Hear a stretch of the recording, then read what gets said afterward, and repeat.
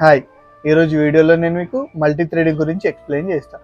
Multi threading అనేది జావాలో అయినా ఏ programming లాంగ్వేజ్లోనైనా back end చేసే ఎవరికైనా కూడా చాలా ఇంపార్టెంట్ టాపిక్. రియల్ టైంలో దీన్ని యూజ్ చేయకుండా ఏ ప్రాజెక్ట్ కూడా చేయరు. మల్టీ థ్రెడింగ్ అంటే మీకు సింపుల్గా అర్థమయ్యేలాగా చెప్పాలంటే doing multiple works at a time, అంటే మల్టిపుల్ వర్క్స్ని, చాలా వర్క్స్ని ఒకేసారి చేయడాన్ని మల్టీ థ్రెడింగ్ అంటారు. అంటే మల్టీ టాస్కింగ్ అంటారు కదా బయట, అరే వీడు ఒకటేసారి 10 పనులు చేస్తారా అని. దీన్ని మల్టీ థ్రెడింగ్ అంటారు కోడింగ్లో. మల్టీ థ్రెడింగ్ అంటే మీకు రియల్ టైం ఎగ్జాంపుల్ లాగా చెప్పాలంటే, మీరు అందరూ క్రోమ్ యూజ్ చేస్తారు కదా, క్రోమ్లో ఒకటేసారి మల్టిపుల్ ట్యాబ్స్ని మీరు యూజ్ చేస్తారు. అంటే ఒకటేసారి మల్టిపుల్ ట్యాబ్స్లో మల్టిపుల్ ఇన్ఫర్మేషన్ని మీరు చూడగలుగుతున్నారు కదా, దాన్నే మల్టీ థ్రెడింగ్ అంటారు. దాన్ని యూజ్ చేసి ఈ క్రోమ్లో ట్యాబ్స్ అనేదాన్ని తయారు చేసినారు మల్టీ థ్రెడింగ్ యూజ్ చేసి.